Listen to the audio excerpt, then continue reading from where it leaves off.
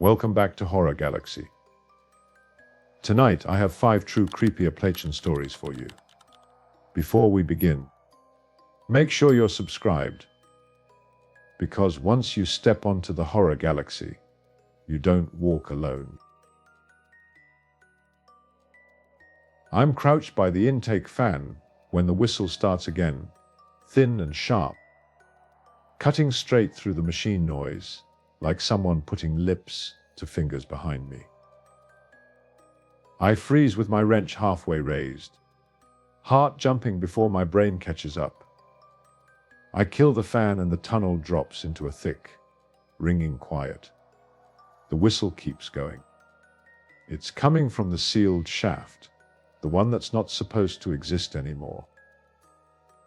I tell myself it's air pressure, metal settling, anything that fits the rules I've lived by underground for years, but my mouth goes dry anyway. I step closer, boots crunching over grit, and put my hand against the concrete plug. The sound vibrates through it, steady, patient, like whoever's making it knows I'm listening. I tap the wall with my knuckles. The whistle stops instantly. The silence that follows feels worse, like I've interrupted something mid-sentence.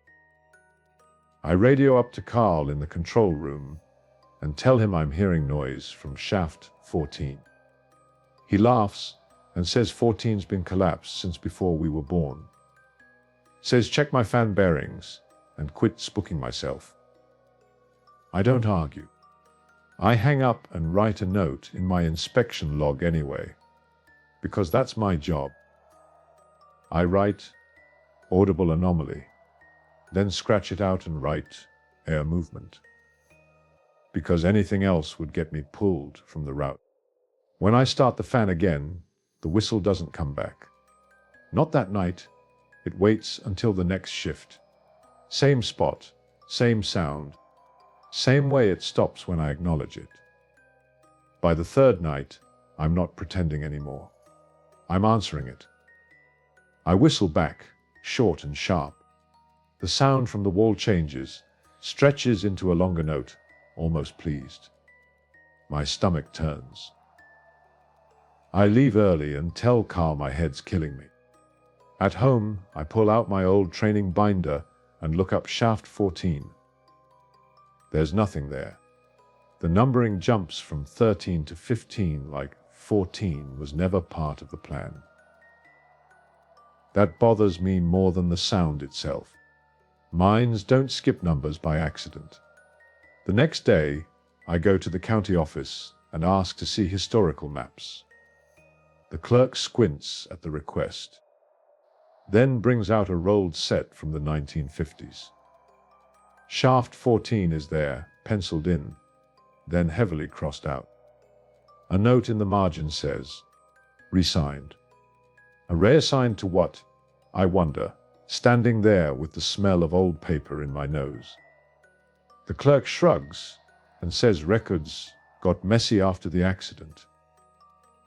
When I ask which accident, she looks at me like I've asked something rude. Says there were a lot of them back then. That night, the whistle comes as soon as I step off the main tunnel. It's louder now, closer to a tune. I feel stupid for talking to it, but I do anyway. I ask who's there. The whistle breaks into uneven bursts, almost like it's trying to form words without knowing how. My chest tightens. I put my ear to the concrete and hear something else beneath it. Faint scratching, slow and deliberate. I back away and nearly trip.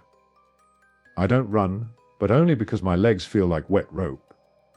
I radio Carl again. This time he doesn't laugh. He tells me to leave the area and meet him topside. In his office, he shuts the door and pours coffee he doesn't drink. He says shaft 14 was sealed after a cave in that trapped 6 men. Officially, they died. Unofficially, the company needed the shaft number for a new intake system, so they reassigned it and buried the rest. I ask if they ever recovered the bodies. Carl stares at the coffee, says there wasn't time. Says the whistle used to happen back then too, before the concrete. I don't sleep. I go back the next night anyway, because knowing something and facing it are different things. The whistle greets me like an old friend. I tell it I know what happened. The sound changes again, becomes ragged, angry. The scratching grows frantic. Dust sifts from the ceiling. I realize the concrete isn't as thick as I was told. It's patchwork, layers poured in a hurry. I don't plan it. I just start chipping. Every strike feels like a betrayal, but also like a promise. The whistle turns into coughing, wet and human. When the hole opens, the air that rushes out is foul and warm. A hand comes through first, skin gray, fingers bent wrong. I scream, not in fear, but in grief so sharp it steals my breath. They don't crawl out. They don't need to. I break the seal enough for the sound to escape fully. 6 voices layered together, whistling the tune miners used to signal safe passage. It fills the tunnel, echoing into places it hasn't reached in decades. I sit there until Carl finds me, until the company men arrive, until the sound fades on its own. The next week, Shaft 14 is officially acknowledged. Memorials are planned. Names are spoken again. The whistle never comes back. Sometimes, though, when the mine is quiet and the fans are still, I swear I can hear a single, satisfied note, and I answer it without thinking. Because some debts don't end, they just finally make sense. I'm pulling the bus into the turnaround when I realize the noise is wrong. Not quiet, wrong. No coughing, no sneakers scraping vinyl. No one yelling for someone else to scoot over. Just the engine ticking and my own breathing, loud enough I can hear it in my ears. I hit the brake, put it in park, and stand up fast enough to make myself dizzy.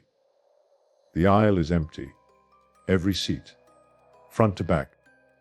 My hands start shaking so hard, I have to grab the seat rail to keep from falling.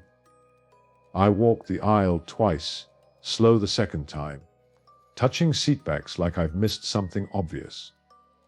The manifest is still clipped to the dash. 12 names.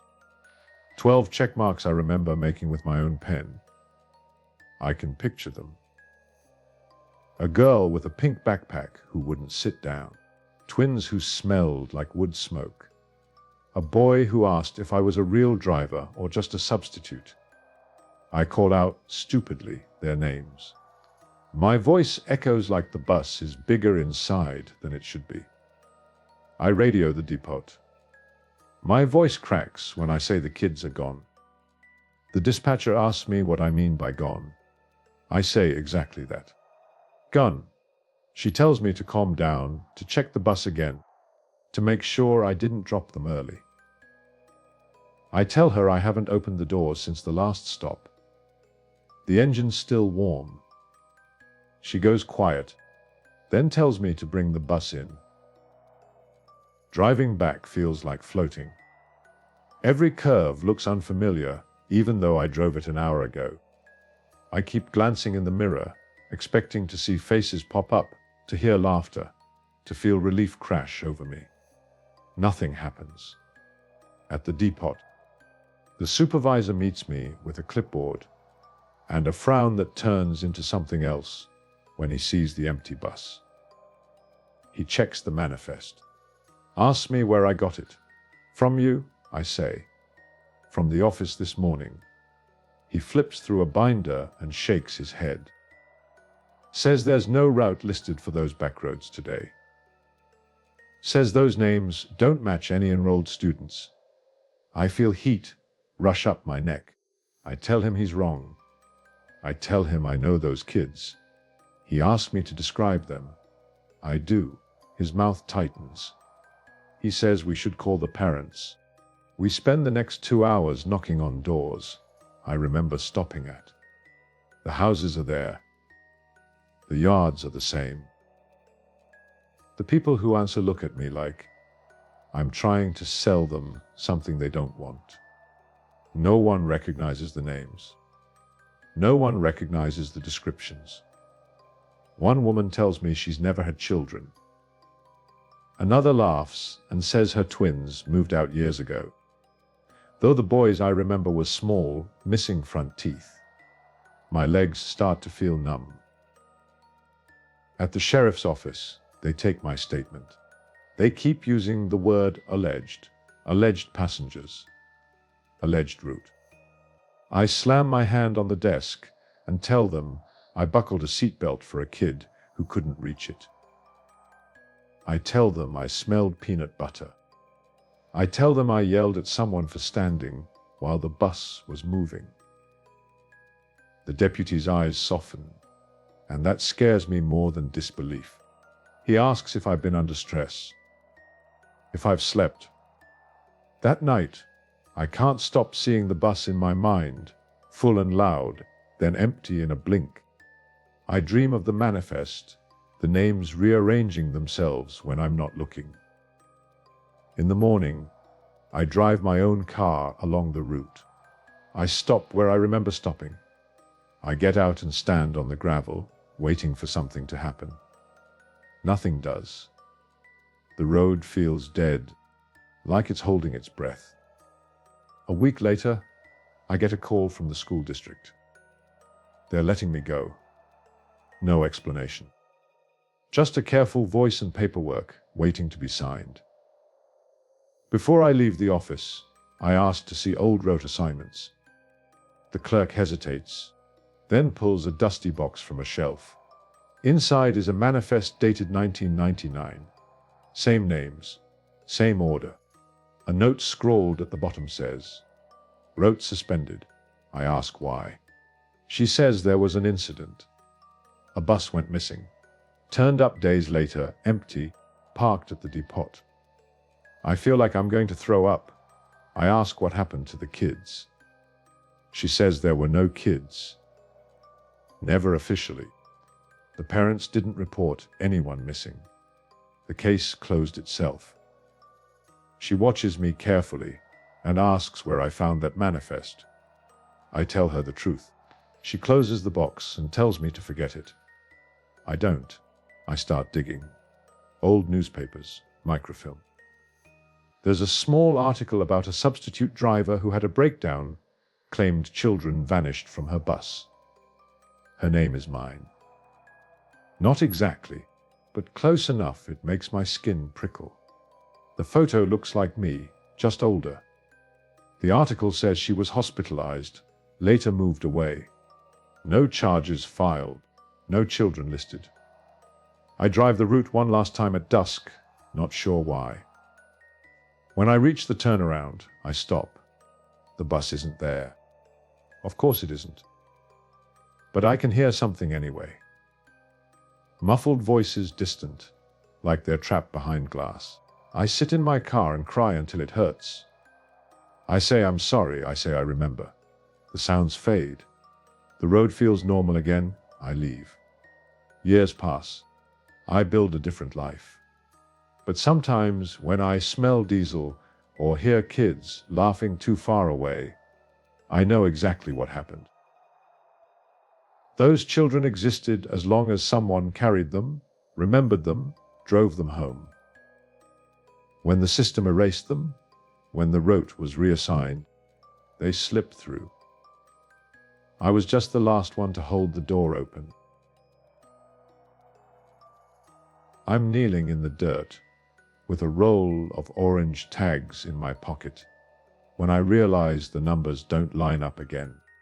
I've counted this row 3 times already, slow, touching each thin trunk with my fingers the way Mr. Hanley taught me, but the total keeps coming out wrong. Yesterday this line had 40 saplings. I wrote it down myself. Today I'm at 47, and I haven't crossed into a new section. My stomach tightens, not scared yet, just confused, like when a math problem refuses to behave. I count again, out loud this time, whispering the numbers so I don't lose my place. When I hit 47, I stop. The next tree feels closer than it should be. Its tag brushing my sleeve, even though there's supposed to be a gap before the boundary ribbon. I step back and look down the slope. The ribbon is farther away than I remember. Not moved exactly, just farther. I jog to the ranger truck and tell Mr. Hanley the numbers changed. He smiles the patient smile adults use when they think you're exaggerating and says forests grow. Kid, I tell him trees don't grow overnight. Not like that. He tells me to double-check my map. I show him my notebook, the neat rows of numbers, the dates. He sighs and says we'll recount after lunch. By the time we come back, the sun's lower and my nerves are buzzing. We walk the line together. He counts too. His finger pauses at 47. He frowns, checks the map, counts again. 47. He clears his throat and says, maybe the interns mismarked something earlier in the season. He sounds like he's trying to convince himself. Over the next week, it keeps happening. Sections shift inward, deeper into land that isn't on any of our maps. The tags I put on yesterday show up today farther downhill, the numbers still matching my handwriting. It's like the forest is sliding, slow and careful. Only at night. I start waking up early, heart racing, convinced I've left something unfinished.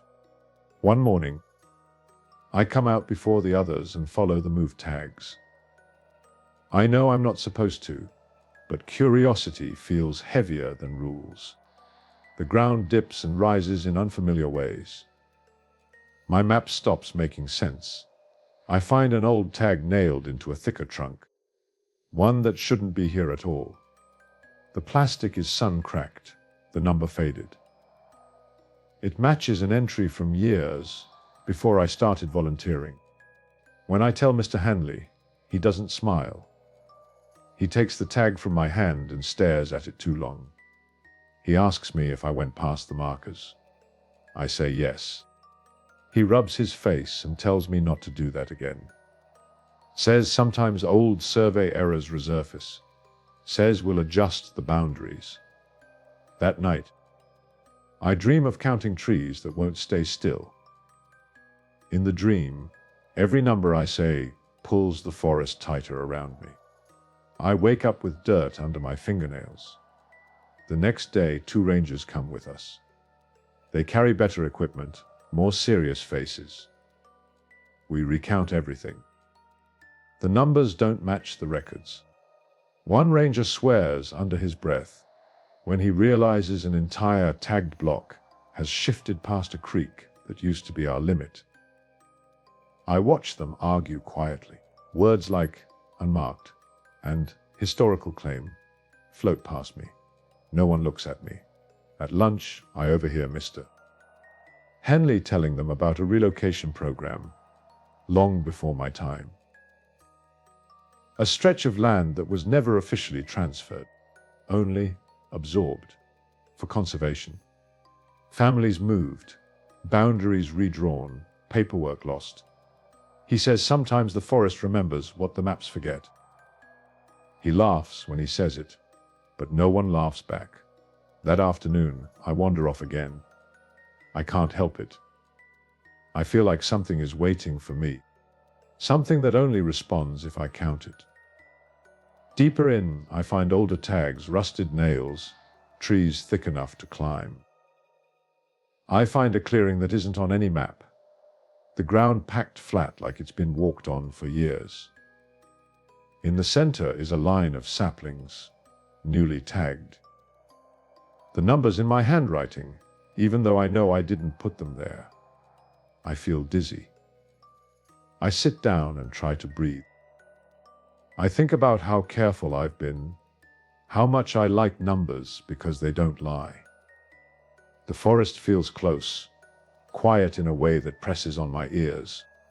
I hear something then, not a sound exactly, more like a sense of being counted back. I run. I don't stop until I burst out near the truck, gasping. "Mister." Hanley grabs my shoulders and asks where I went. I tell him everything, the clearing, the tags.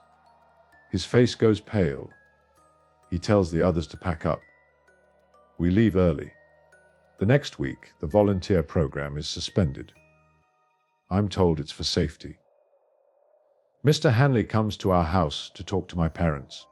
I listen from the stairs. He says the boundaries have been corrected. He says the counts are stable now. He doesn't say how. Years later, he finds me again, older, taller, trying to forget. He tells me the truth then. The forest kept expanding into land that was never properly released. The trees grew where houses once stood, where paths were walked every day. Tagging the saplings anchored them, fixed them in place. My counting noticed the shift, because I treated each tree like it mattered. They stopped tagging beyond the old limits. They let the forest reclaim the rest. The numbers stopped changing. I don't go back. But I still count sometimes, steps, breaths, anything solid. And every now and then, I wake up knowing a number has changed somewhere far away, and I'm the only one who would notice. I'm halfway through logging a routine call when the line lights up again, and the trainer nods for me to take it. So I straighten my headset and say the script the way they drilled into me. Steady voice, calm words, even though my chest always tightens right before I speak. The caller doesn't answer my greeting. Instead, they say they've crashed at mile marker 0. I pause, fingers hovering over the keyboard, waiting for the rest of the sentence. It doesn't come. I ask them to repeat the location. They say it again, more urgently now, like I'm the one being slow. Mile marker 0. I glance at the map on my screen, then at my trainer. He mouths, "Ask cross streets." I do. The caller describes a curve near an old quarry road, guardrail bent inward, trees close enough to scrape paint. My stomach flips. I know that curve. There's no marker there. The numbering starts at 1, miles away. I tell the caller to stay on the line. I ask about injuries. They say their leg hurts and the car smells like gas. I hear breathing, fast and shallow. And something else underneath, a ticking sound that makes me think of cooling metal. I type notes as fast as I can, hands sweating. I flagged the call as priority and wrote it to dispatch anyway, figuring the map might be wrong, or outdated, or I am.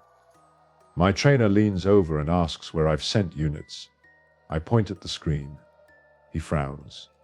Says that marker doesn't exist. Says ask again. When I go back to the caller, the line is quiet.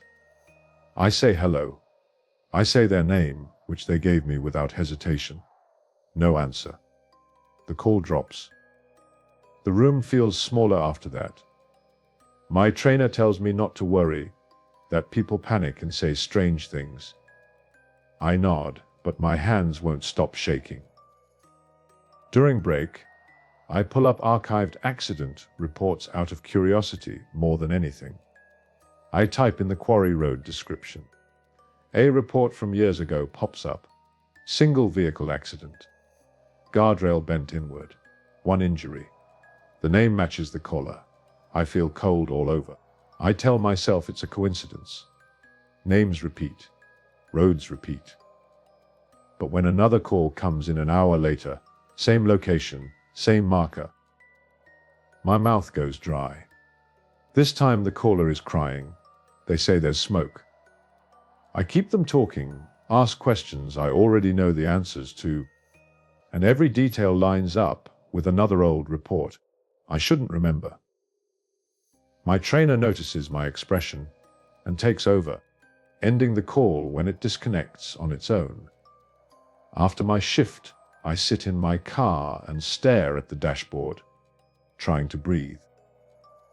I think about how hard it was to get this job, how much I wanted to prove I could do it, that I belonged here. I don't tell anyone what I found. I go home and dig through public records until my eyes ache. Every call from mile marker 0 matches something that already happened. Sometimes years ago, sometimes decades. The calls keep coming, always when I'm on duty, always routed to my console, like the system knows my name. I start writing things down in a notebook I keep hidden in my bag. Dates, details, outcomes. I notice patterns. The calls stop once the original accident date passes. Like something is replaying itself until it reaches the end. One night, a call comes in that doesn't match anything. Yet, the caller says they're stuck, that they can't get out of the car. They describe a dented guardrail that hasn't been bent yet. I feel my pulse in my throat. I ask questions I'm not supposed to, trying to pin it down. My trainer warns me to stick to protocol. I don't listen. I keep the caller talking, longer than usual, until my supervisor notices and pulls me off the line. The call drops.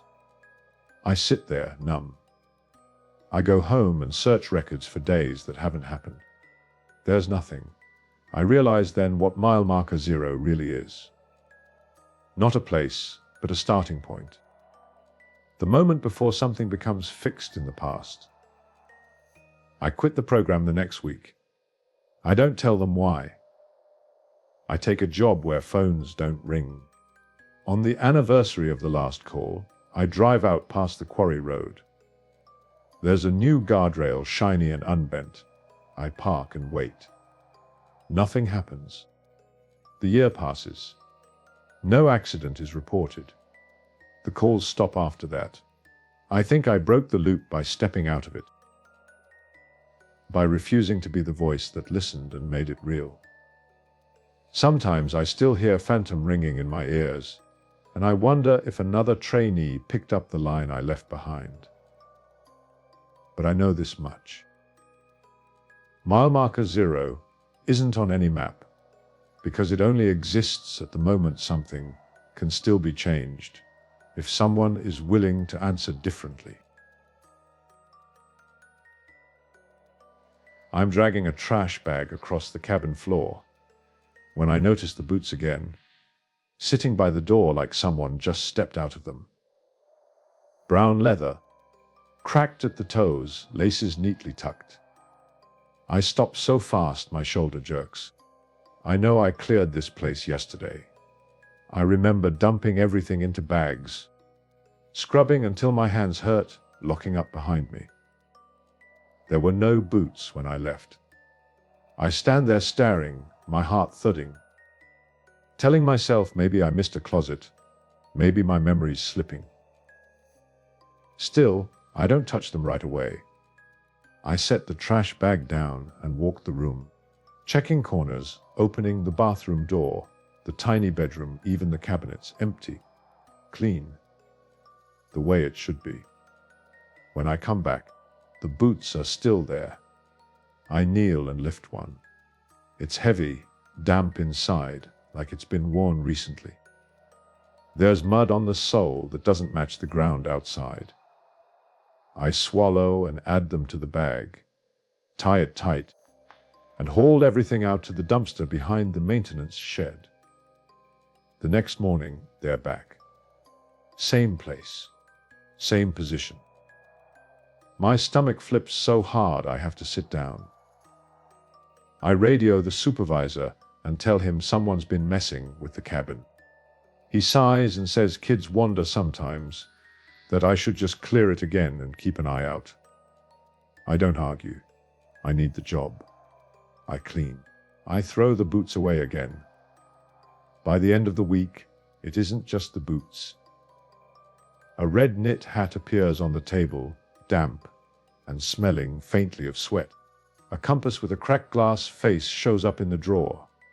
I just lined with fresh paper. Each time, I bag the items and toss them. Each time, they come back.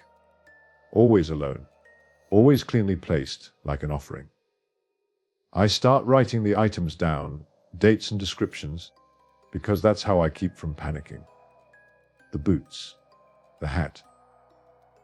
A folded map with pencil marks circling trails that don't exist anymore. When I mention it to another cleaner, she laughs and says cabins have a way of collecting junk. She stops laughing when I tell her the same junk keeps returning. One afternoon, curiosity gets the better of me. Instead of throwing the new item away, a small silver whistle, I tuck it into my pocket. I finish cleaning and lock up. At home, I wash the whistle in the sink until my hands are red. I set it on the table and stare at it while I eat. That night, I dream of walking uphill, following a sound I can't place. I wake with the whistle back on the cabin table in my mind, exactly where I found it. The next day, I drive into town and go to the library. I start pulling old newspapers, scanning missing persons notices from the surrounding decades. It doesn't take long. The boots belong to a man who vanished hiking in the early 70s. The red hat to a college girl, missing since the 80s. The whistle to a scout leader who never came back from a weekend trip. Different years, different people, same hills, same general area. My hands shake as I turn pages. I feel like I'm trespassing on grief that isn't mine. When I tell the supervisor what I found, he goes quiet. Says people go missing out there sometimes. Says it doesn't mean anything. He asks if I'm feeling all right. I say yes, even though that's a lie. That night, I go back after hours. I don't know why. I unlock the cabin and step inside. There's a new item waiting. A camera, old, film still inside. I sit on the floor and cry, quiet so no one hears. I load the film at home and get it developed the next day. The photos are of the cabin, from inside, different angles, different times. People in the frame blurred, half turned away. Always the same room. Something settles in me then, heavy but clear. The cabin isn't being visited. It's remembering. Holding on to the last pieces of people who passed through and never left. The items come back because throwing them away is the same as pretending those people never existed. I stop cleaning the cabin like the others. I dust. I straighten. I leave the items where they are. When something new appears, I add it gently. I keep records, names, dates. I talk to them sometimes while I work, telling them someone still knows they were here. The items stop multiplying after that. The cabin feels quieter, not empty, but settled. Years later, when the place is finally closed and locked for good, the records are passed to the county. Families get answers they didn't know were possible. I still dream of that room sometimes, full but calm. And I know now it was never refusing to stay empty. It was refusing to let anyone be forgotten.